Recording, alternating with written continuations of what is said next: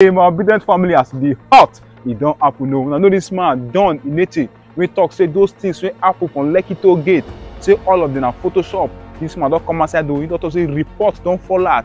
Say CCTV camera bring some report come outside because this man don't the pick side. Say most of those things wey happen. In fact, everything wey happen, he don't talk say not be Photoshop, but in the talk say when Labour Party fair win first. Now those reports go fall out. He doesn't talk why he dey support the man of Peter Obi. So he constantly talk about the security crisis, how Peter Obi go take solve security crisis and wetin dey worry our security agencies now. We cannot talk too much. We now share this video, comment your opinion because this man don't leak secret for this video. When I watch and I watch and please don't forget to comment. Watch am. According to your statement, trying to explain your position on the sars issue, you said that you declared that the shooting at the Lekki toll gate was photoshopped on the 20th of October 2020 because of an oath of allegiance which you swore on commissioning to the military service. I'd like to believe that's a statement from you.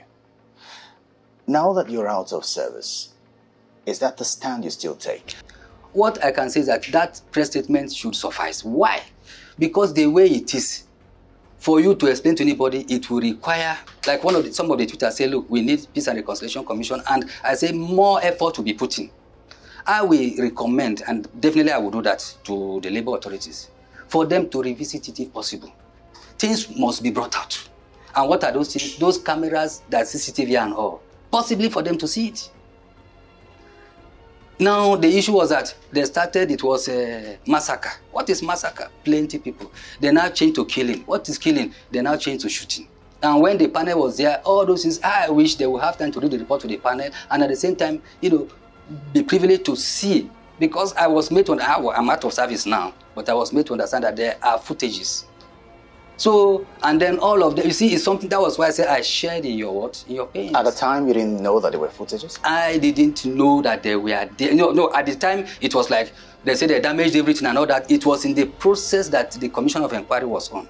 Before the report came out, I had left the service. The report came out after I had left. So what I'm saying is that let everybody calm down. An issue like this is an issue that if you don't handle it decisively, conclusively, it will continue to linger. I believe since the Labour Party will say, General enechie, drop, they have complained. It is an issue that they take seriously. I will not want to interfere or think for them now. So you expect that if Labour wins this election in 2023, it should revisit the issue of the sars? Yes. So here's why I ask this question with regard to the sars protest. In recent times, you have not only shown support, open support for Labour, you have spoken openly on the need for the country to get it right in 2023 and Nigerians to wake up and do their part to make sure that the country gets back on track. Now, Peter Obi, for many, is the beneficiary of the sars protest. The sars protest, for many, birthed a new breed of Nigerians who became extra interested in the polity and politics in general. And it would seem that they have tilted in his direction, in the same direction you have tilted, and you would need them to work together. What would you say to them? Now, I will ask you a question. You say Peter Obi is part of sars. I say he's a beneficiary. How is he a beneficiary? Analytically, he is a beneficiary. If you look at the crop of people following him now, I have spoken to a number of people on this issue, except you want to hold the position that he's not a beneficiary. I don't want to hold that position. You don't want to hold the position as to where... Great. But largely, if the people following Peter Obi were part of the sars protest, I believe that this man could address some of the issues that we had concerns with. And you are going to be part of the Peter Obi movement. You see, sars is a national issue. Absolutely. Yes, it's not an issue of a personal thing. What is sars? End police brutality. You sitting down, have you ever directly or indirectly experienced police brutality? Maybe your relation or your friend. So to start personalizing sars or start pinning it on somebody, I don't want to accept that. It's something that how did it happen? No, police brutality must stop, do this, do that. And they brought out about 8 points, and all of them were addressed. So if the people that authorized the addressing of those things didn't have any impact of sars negatively, they wouldn't have. So to now start narrowing down sars to pinning it on somebody, I will never be part of it because it was a national issue. And that was why it was handled in the way it was handled, except that probably there are other things that me and you may not know. Other remote causes, remote reasons responsible for it. That is why I will advise us to be very, very careful, particularly majority of the people in this group, maybe 40 years maximum, 20, 19 and all that. And by the time this is, the conveners may not tell you what they have in mind. They will just present a superficial picture to you. And that is why we need to handle it with a lot of care. And not to rush into say you did this, you say this, enechie, you say this, you say that. We have passed that level. So I will not want to, in all fairness to myself, to you, to Peter, everybody, to pin it on anybody that was part of it. I believe, why I came at that, everybody, whether you are Elsas, you are Muslim, you are Christian, hunger is not sparing you. Whether you are there, criminality is not sparing you. Kidnappers are not sparing your relations or yourself. So that goes to say that you the movement is not the movement of NSAS. You have former politicians, people that the camp are moving from PDP, APC to move there. You have the core Nigerian Labour Congress all over the country, TUC there. And then you now have people like me who are, look, you have knowledge, you have this and that, you have experience coming in. So it is a party for now. It's not even a party by my own concept, by my own... will I call it consideration, analysis, packaging? No, it's a movement now. I believe that it will become a party when we have won, when it has won. I want us to people will come together and then come up with ideologies. I want us to wrap up this NSAS issue. Yeah. Basically, because it's the reason we're having this conversation. You had joined the Peter Obi movement and they had raised the NSAS controversy, and so everybody wants to talk to you now. And I think it's a good thing that regardless, you have said that you want to stick with the support you have towards Mr. Peter Obi. But listening to you, it would almost seem that you're concluding that the demands of the NSAS protesters at the time were genuine. As it were. Yes. The demands was that, the major demands was that police and SARS is harassing people. They are not doing their work as policemen, which everybody saw. Yes, the demands were genuine, but it was hijacked. If you look at, unfortunately, they were not wearing tags. If they had worn tags, probably maybe they would have approached the police in a different way. And the crowd was amassing. Because I understand that they were serving refreshments and all that. And all other group, what is our population demography if you classify them? What is our population, the classification of Nigerian population? Largely youthful. Youthful, and then among the youthful you have those ones that are serious, genuine, and those that poverty or whatever has, wounded beyond repairs, and they are on the streets. They're joined up. So the demand of the real people that say end police brutality, remove SARS from our system was genuine. It was this inclusion of the other people that came, the mixed multitude, that caused all the problem. Why have you chosen to support Peter Obi and Senator Yusuf Datti Baba Ahmed? Yes, it is a good, will I call it a coincidence, based on my experience and knowledge about those two principles. I first met Peter Obi in 2006. I think about 17 years ago, years or thereabout. I was a commanding officer at 14th Field Engineers Regiment Onitsha when he came in as a governor of Anambra State to take over from Dr. Ngige. On taking over, he drove straight to the barrack. As it were then, the security situation was, there was no Operation Mesa in Onitsha, in Anambra State. It was like criminals, agitators were doing whatever they liked. No Operation Mesa, that is the internal security operations, are the oldest in the army or in the armed forces for now. And he came, humbly, visited the barracks, and that was how we started. That was how I knew him, and he made presentations, I think, to the CNC then, and they approved the Operation Mesa for him. And we were tasked, and I was the commander, the unit commander, the operation commander. Within, as it were, when he came, the problem was so serious that police were prevented from even doing their work inside of the shutdown.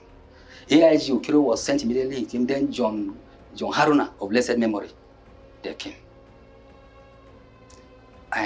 We started. When the Okiro went back, AIG as it were then, John Haruna also went back. But later John was brought back. I can tell you that within 2 weeks, His Excellency Peter Obi, when Operation Mesa was restored and we were permitted, given the approval to conduct the operations to ensure internal security, all that we needed was provided by him. No middleman, no middle say pass through this pass. midnight and all that. One thing hit me and touched me. There was this incident that happened in Onitsha. There was jailbreak. As I speak, as at that time, our level of equipment, particularly logistics vehicles, was very, very low. It was low. I will not say very low because even staff car did not have. And we needed to go to town. He called me at about 1 a.m. Look at what is happening, Commander. I said, sir, we are coming. I called my headquarters. Of course, because of the level of equipment, they also didn't have. They had to call the div headquarters. The div headquarters had to do 1 or 2 things before the vehicle arrived. It was about 12 noon the following day. As at then, the deed was done.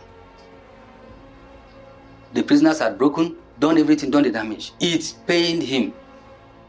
And he said, what do you want? We gave him our requirements within a couple of days. Basically, it was mobility. He provided about 10 Hilux vehicles immediately. And then the operation started. It started, it's not a question of you passing through, go to this person. Direct releases, everything. He was in command and control of the operation. Where there was need for non-kinetics like negotiations, they were all done. And everything like a miracle, within a month, ceased back to normal criminality. That was when I met him. And on, we started for the next 4, 5, 6 months before I now went to Liberia. And that was the basis for other commanders that came in. That you were hearing that while he was in Anambra State, this happened. That was when I knew him. Then what about the vice presidential candidate? From a distance, 3 of my children schooled through Base University. And I was wondering about 5 years ago. And it has been like following his record. How did he come up with this package? I didn't even know that he went through all the meal or the way he went to, but his personality. And then one thing, he presented himself as somebody that is liberal. Me, I won't hide from anybody. I am, a Christian and all that. He didn't. He said, my daughter told me that they established a Christian fellowship for them, a church. He insisted that is the vice presidential candidate. Oh, wow! Because it was like going to pick her from school, taking her to church. So when his name now came up, I said, no. This is the kind of person we need. Because, of course, there were issues with the other people. And we are talking about religion. But this man is somebody that is liberal. He does not discriminate. The same thing with Peter Obi. Would you say that the country would be in safe hands and the issue of security will be nipped in the bud under Mr. Peter Obi? If what we did in Anambra State then, and what even the police confirmed, yes, it will. Because I can tell you that he will be in command and control. He will be available 24/7. He will be passionate. I won't even be surprised. I will not be surprised if he says, look, he will take charge of the defense ministry. I won't be surprised. Because at state level, but he was like the commissioner of defense in Anambra State. Yes. It will be secured in his hands. Let me ask you this question. During your time in the military service, you served on the PDP and the APC governments. Yes. And now you don't think that the APC or the PDP are the way to go. I'd like to think that you've seen something in those two parties that's made you turn away from them and look in the direction of the Labour Party. Well, interestingly, I have close friends and relations in those two parties. I have distant associates, people that I know highly respected. Now, I have not seen where either of them, though from my own analysis, there are 2 containers with the same content. 2 different containers but the same content. You just need to move from this one and enter this one. From this one, enter this one. So they are the same 1 and 2. Now, having said that, what I have seen is not encouraging for me. That's the truth of the matter. I cannot go against my conscience. They may say it is beyond their control. I don't know how, but look at it. I thought I was going to retire and go straight to the village. The village I left, where I have 2-bedroom flats built, going, I cannot go there again. Why? Yes, because of insecurity. Close to my house, at the junction, kidnapping. Killing that they will attribute to whom they don't know. At a point they say, look, it's farmers, headers, all manner of things. You cannot, as I keep, even shortly before I left, there is no week. I lost a cousin who was kidnapped. The ransom they asked before, nothing, the man just disappeared since 2018. What has been on in this country, I think NSAS was something that came up amongst the insecurity and other things, poverty, hunger and all. And I still have a lot. And of course, I didn't come because of NSAS. I came in because of what? First and foremost, for the country, what I can contribute, for the country to be secured, for all human activities to make us to grow and to fulfill all that God has promised us in this country. Look at all the vast land. People cannot farm, cannot go to farm. Look at the roads, bad roads, small bad roads, they pass on you and all whatever. Look at the insurgency still lingering, a bit. The strategy brought out, which I put together under the former chief of army staff, only one stage was implemented. Decimation. Domination was not able, and occupation. All those are things that look, and it's not the fault of the armed forces. They are there ready if they have all that it needs. So should I now sit back? No, sir. So you say that there was a strategy in place which the the military at the time wanted to implement. Yes. But could not implement because... No, they implemented, it's supposed to be 1, 2, 3. But one... Decimation, domination, and occupation. So what happened? It was decimated. For occupation, you need enough resources to bring up the level of the armed forces to a particular state of readiness, which is what they are doing gradually within available resources at the time we left. So if you have such in mind, will you sit back? Because everything depends on security. And we have a very good ready armed forces, crack service chiefs and followers. All that is necessary. Did you say we had or we have? We have now, as I speak with you, we have. Right from the chief of defense staff, all of them. I know that by privilege, I am in a band with them. And I know these people that are there now. There are people that give them what is necessary, they will deliver in jiffy. So what they need now is a commander-in-chief that can lead appropriately? Well, it's not the fault of the commander-in-chief. You can see how the country has been going, indebtedness and all that, and there's a there's demand on the national pulse from every sector. I know and I'm aware before I left that anytime, at least within available resources, in short, at a point I went for budget presentation. And they told us that, look, resources are not there. But what we're even asking for is small. I have seen occasions where the National Assembly, other people will press that they must do what? Increase budget for the military, fund them more. But all is subject to what is available. So the point I'm making is that we have a ready force that you give them what is required, they will deliver. This man don't only start the security crisis, waiting they cause these things. He don't talk for this video. And he doesn't list out why he supports the man of Peter Obi. I don't listen and say Peter Obi and you should have a very good person and their heart clean. So please, let's support this movement, Peter Obi. Let's support the obedient movement. And please, if you are new to my page, don't forget to follow my page. Obi for 2023 election, Obi for president.